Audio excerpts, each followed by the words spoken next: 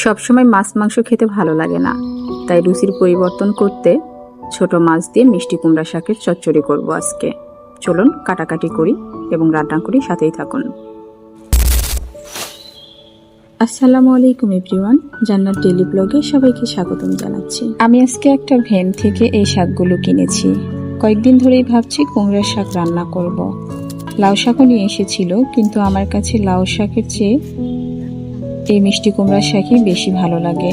আপনাদের কাছে কোন শাকটি খেতে বেশি ভালো লাগে কমেন্টে বলতে পারেন। এই দুই শাকের দুইটি বিশেষত্ব আছে। লাউ শাক রান্নার আগে অনেক সফট আর রান্না করার পর একটু হার্ড লাগে, আর মিষ্টি কুমড়ো শাক রান্নার আগে অনেক খসখসে, কিন্তু রান্নার পর ভীষণ রকম নরম আর খেতেও তুলনামূলক লাউ শাকের চেয়ে বেশ মজাদার। তাই বলে বলছি না লাউ শাক খেতে খারাপ, তবে এটা ঠিক দুই শাকেই আলাদা আলাদা রকমের টেস্ট আছে। তার সাথে আমি ধনেপাতা এবং লাল শাকও কিনেছিলাম, সেগুলো কেটে বেছে রেখে দিচ্ছি। আর সাথে আমি লাল শাকও দিব একটুখানি, বেশি না। আলু দিয়েছি।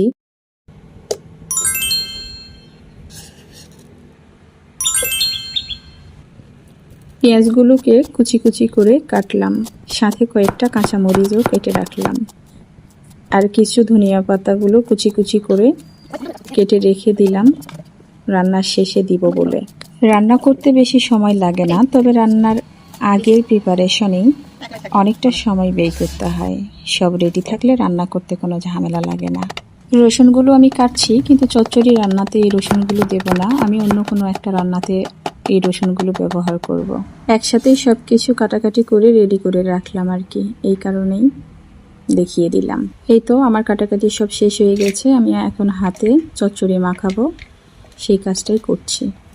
আমি প্রথমে পেঁয়াজগুলো দিয়ে দিলাম, তারপর একটুখানি কাঁচা মরিচ আর আদা রসুন বাটা দিলাম। গুঁড়া মরিচও দিয়েছি, কারণ এখনকার কাঁচা মরিচের দাম প্রচুর হলেও কাঁচা মরিচের কোনো প্রকার ঝাল নেই, সেই কারণে একটু গুঁড়া মরিচ সাথে দিয়েছি, লবণ দিয়েছি। তারপর তেল দিয়ে হাতে মাখছি। তারপর শাকগুলো আমি দিয়ে দিলাম। আমি অর্ধেক শাক রেখে দিব, সব শাক একসাথে দিব না, বাকি অর্ধেক শাকটি আমি পরে দিব। এই তো কয়েক প্রকারের ছোট মাছ ছিল, সেগুলোই সাথে দিয়ে দিলাম।